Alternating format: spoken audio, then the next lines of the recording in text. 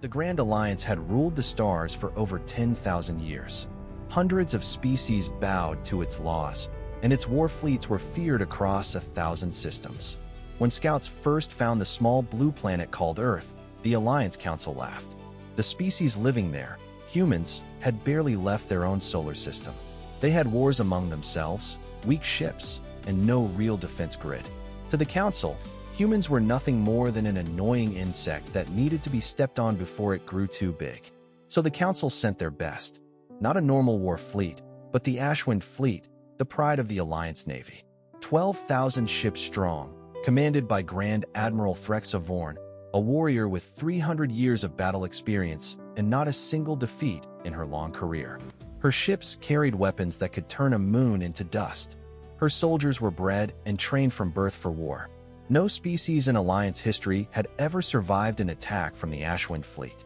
Admiral Vorn did not see this mission as a challenge. To her, it was almost an insult. Crushing a species that still used simple rockets and basic AI felt like using a warship to kill a fly. But orders were orders, and the Council wanted humans gone before they could grow stronger and cause trouble later. Vorn accepted the mission with a bored sigh and ordered her fleet to jump toward the Sol system. The journey took 3 weeks through hyperspace.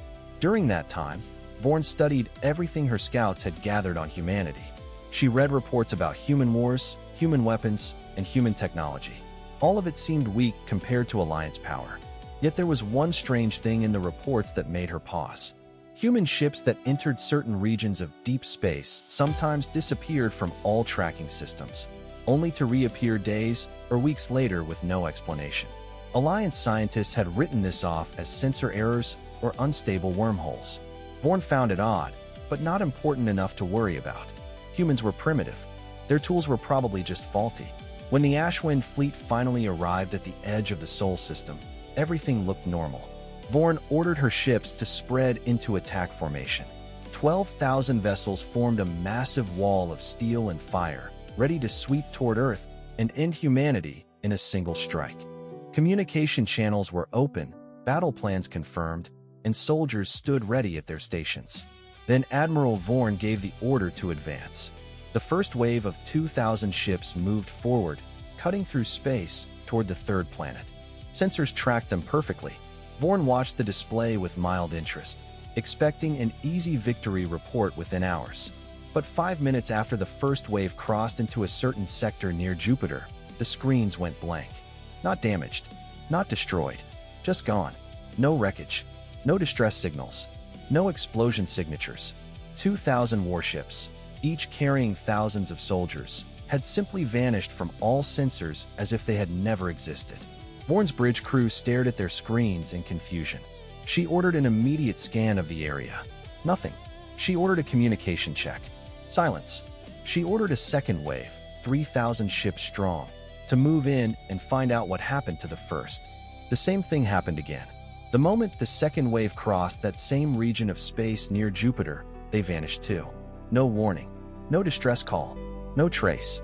By now, panic was starting to spread through the fleet, though the soldiers tried to hide it behind their training. Vorn refused to believe this was some trick from a primitive species. She ordered every remaining ship to hold position and activate full defensive shields while her science teams tried to figure out what was happening. Hours passed. No new attacks came. No enemy ships appeared.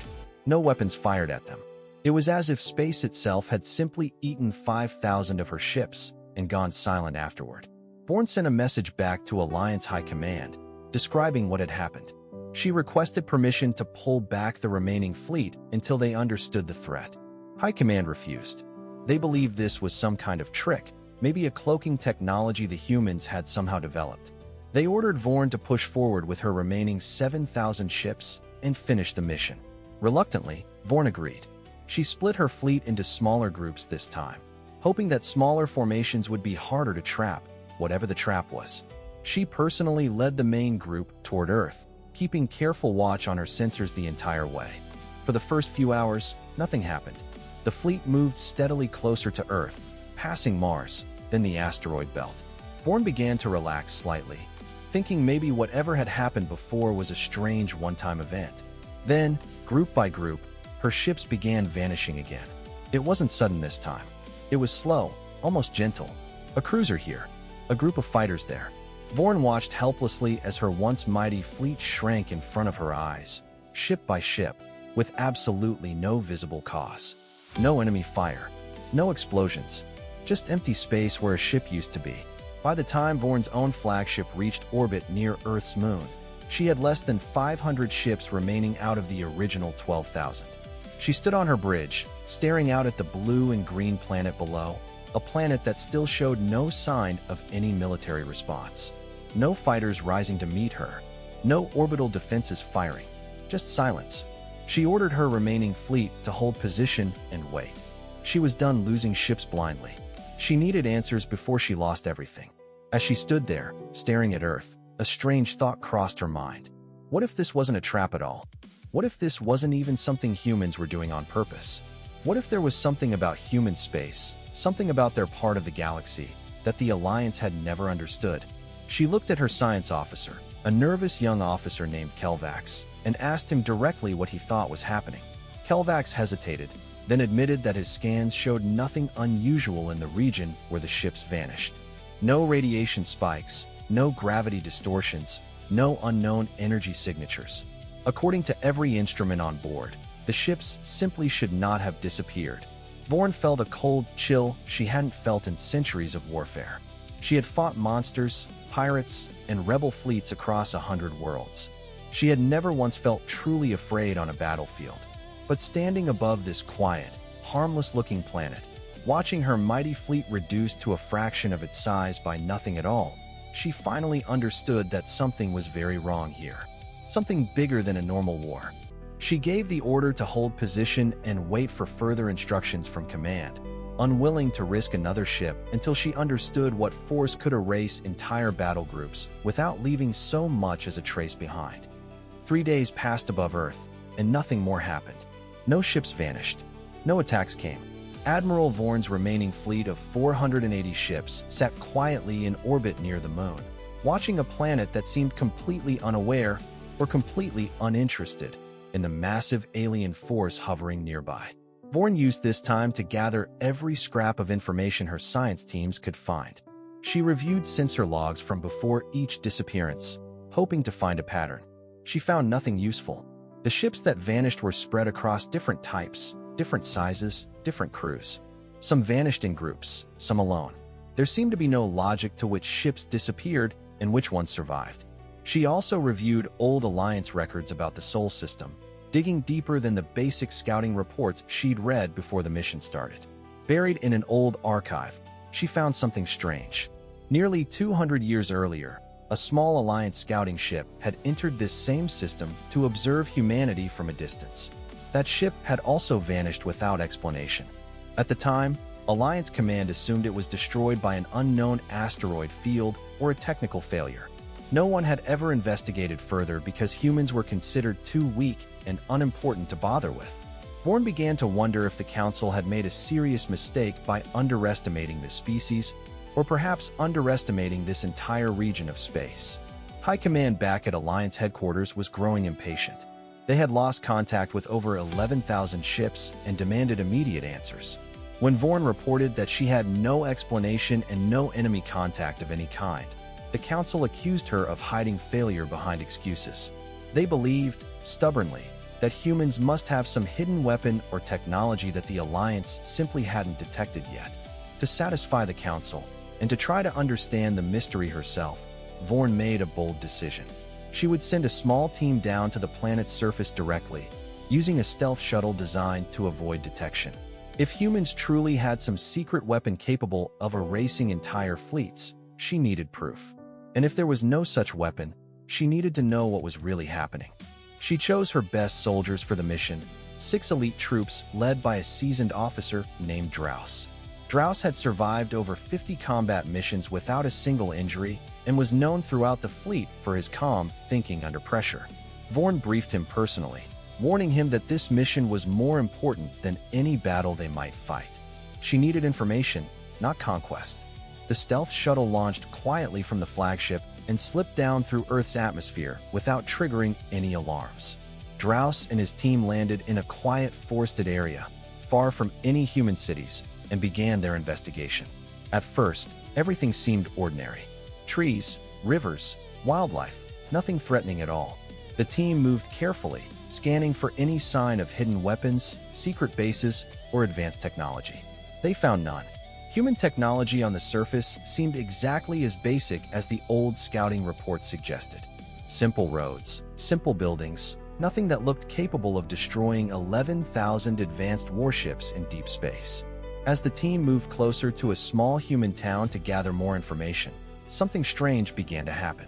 Draus's communication device started acting oddly, showing distorted signals and strange numbers that made no sense. His team's equipment began malfunctioning one by one, not shutting down completely, but behaving unpredictably, as if something was gently interfering with it. Draus ordered his team to retreat back to the shuttle immediately, sensing danger even though he couldn't identify a clear threat. As they moved back through the forest, one of his soldiers, a young trooper named Sella, suddenly stopped walking and stared blankly into the trees, as if she had heard something no one else could hear. Draus called her name several times before she snapped out of it, looking confused and shaken. She explained that for a brief moment, she felt like she wasn't alone, like something invisible was standing right next to her, watching. She couldn't explain it any better than that, but her fear was clearly real. The team hurried back to the shuttle and left the surface quickly, returning to the flagship. Draus reported everything to Admiral Vorn in detail, including the strange equipment failures and Sella's unexplained experience in the forest. Vorn listened carefully, her earlier suspicion growing stronger with every word. Something about this planet, or perhaps this entire region of space, was affecting both machines and minds in ways the Alliance simply didn't understand. Vorn ordered a full sensor sweep of the solar system, searching for any unusual energy fields, gravitational anomalies, or hidden structures that might explain what was happening. The results came back strange but unclear. There were faint energy readings scattered throughout the system, readings that didn't match any known technology in Alliance records. They were faint enough to almost be background noise, yet consistent enough that Vorn's science team believed they meant something. Kelvax, the nervous young science officer, proposed a theory that made the entire bridge crew go quiet. What if the ships weren't being destroyed or captured by an enemy at all? What if they were being moved somewhere else entirely, pulled through some kind of natural or artificial passage in space that the Alliance had never encountered before? If that was true, the missing ships might not be dead.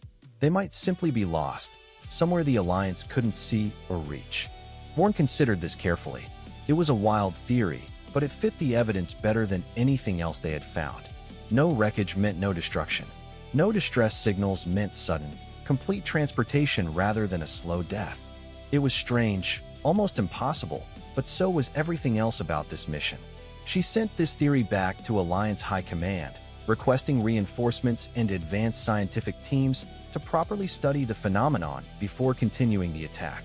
High Command's response was cold and simple. They didn't believe her. They accused her of losing her nerve after 10,000 ships and ordered her to continue the mission immediately, using whatever ships she had left, or face serious consequences upon her return.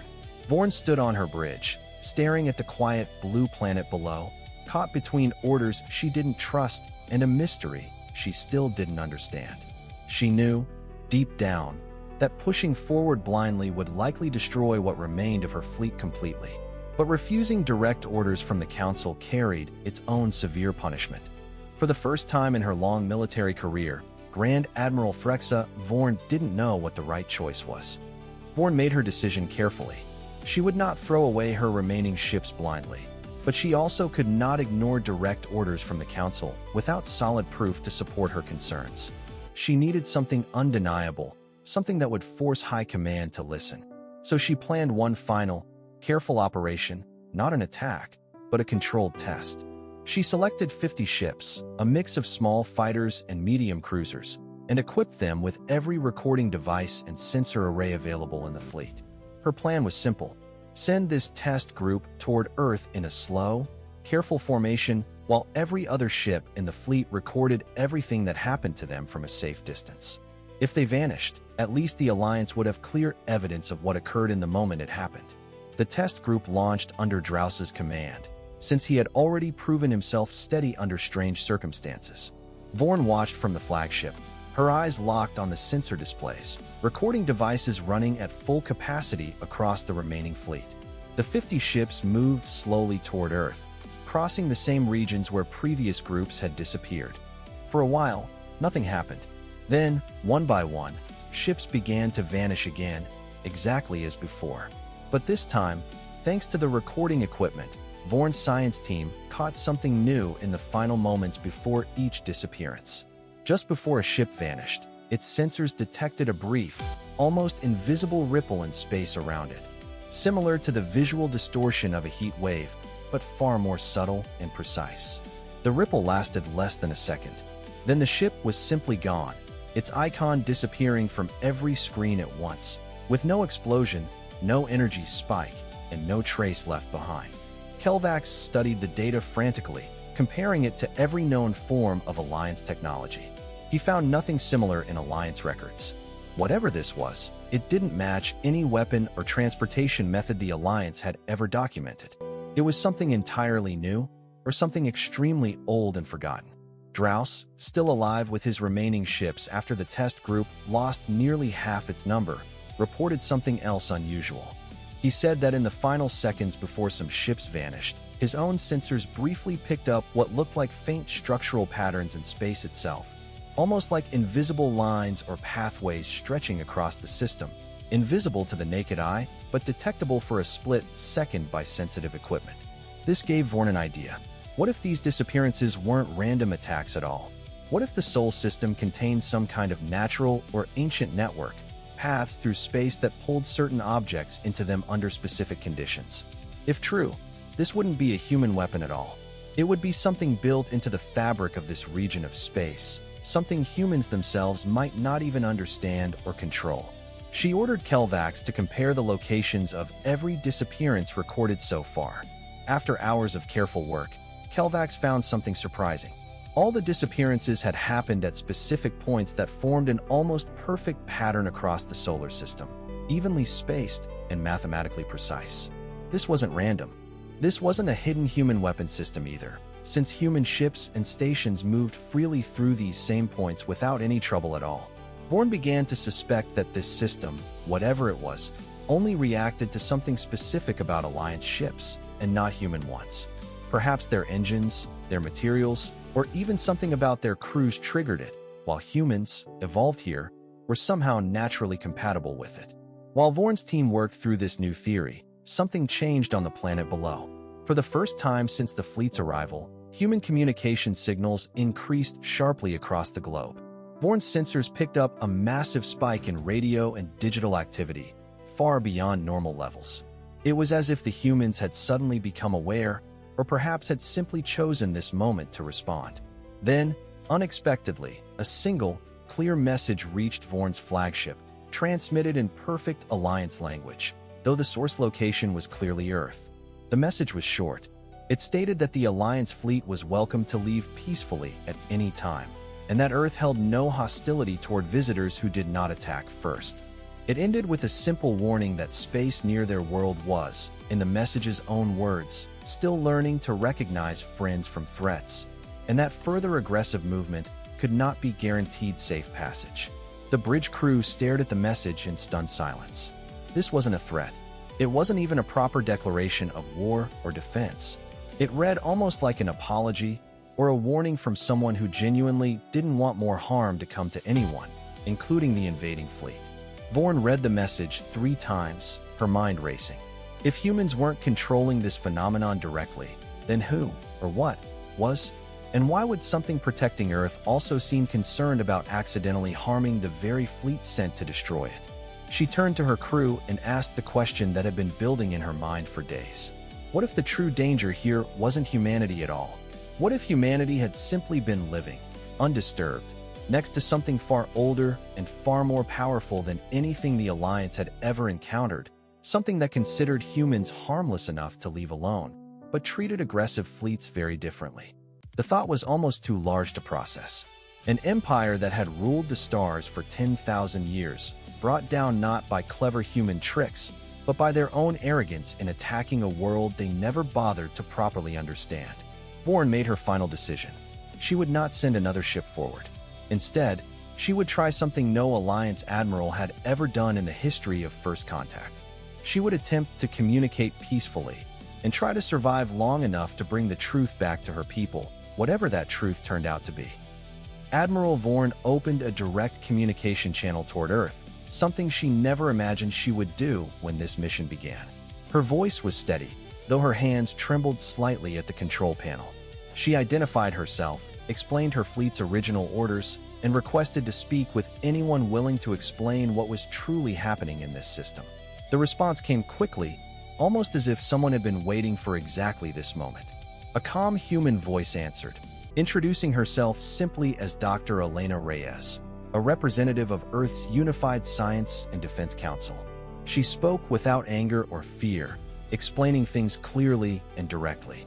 Reyes explained that humanity had discovered, decades earlier, something buried deep within their own solar system, an ancient structure far older than human civilization itself. It wasn't built by humans, and it wasn't fully understood even by humanity's best scientists. It appeared to be some kind of ancient defense network, likely left behind by a civilization long extinct, designed to detect and quietly remove threats before they could cause harm. For years, humanity studied this network carefully, learning that it reacted specifically to hostile intent and advanced military technology, gently redirecting dangerous objects into a separate space rather than destroying them outright. Human ships, being far less advanced and generally less aggressive in the way this ancient system measured things, moved through the same space without triggering it at all. When Vorn's fleet arrived with clear hostile intentions and powerful weapons, the ancient system had done exactly what it was built to do. It hadn't destroyed the missing 11,000 ships. It had simply moved them elsewhere, into a separate, stable pocket of space the system used as a kind of holding zone for threats it judged too dangerous to allow near the primary world it protected. Reyes explained that humanity had learned to work carefully alongside this system rather than against it, avoiding actions that might trigger it, and using their limited understanding of it to protect their planet from other threats over the years. She admitted, honestly, that this was the first time an Alliance-level force had triggered it on such a massive scale, and that even her own people were unsure exactly how much of the fleet could eventually be recovered. Vorn listened in stunned silence. Her ships weren't destroyed by human weapons, human cunning, or even human intention.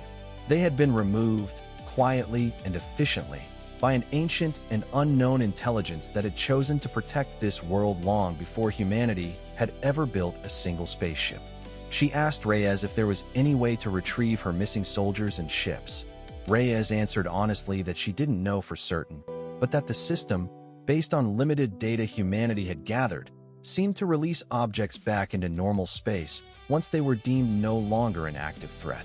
It might take days, months, or possibly years. There was no way to know for sure. Vorn absorbed this information slowly.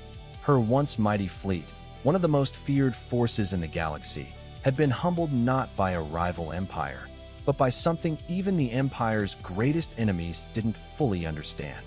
And the very species she had been sent to destroy had, without asking for anything in return, just handed her the full truth of what happened. She made her choice quickly. She ordered her remaining ships to power down all weapons systems completely and withdraw slowly from the system, moving carefully to avoid triggering the ancient defense network any further. Reyes assured her that as long as her fleet showed no further aggression, they would be allowed to leave safely. As the remaining Alliance ships pulled back from Earth's system, moving cautiously past the same regions where thousands of their comrades had vanished days earlier, Vorn stood silently on her bridge, watching the blue planet shrink behind her.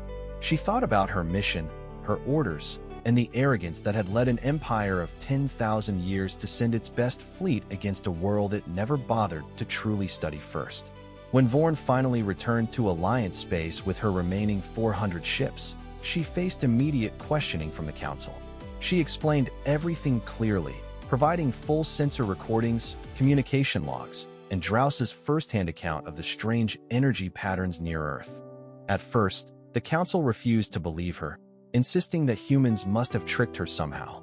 But when independent scientists reviewed her recordings and confirmed the unknown energy signatures matched nothing in Alliance history, the Council slowly began to understand the truth. Earth wasn't weak. It wasn't helpless. It was protected by something far older and far more powerful than the Alliance itself, something that had judged humanity harmless enough to leave alone, while treating the mighty Alliance fleet as nothing more than a threat to be quietly swept aside. Word spread slowly through the Alliance about what had truly happened to the Ashwind fleet. Some officials still refused to believe it, insisting it was some kind of elaborate human trick. Others, more cautious, began pushing for a policy of leaving the strange, quiet planet called Earth completely alone, at least until they understood the ancient system protecting it. As for the 11,000 missing ships and countless soldiers, reports began trickling in months later.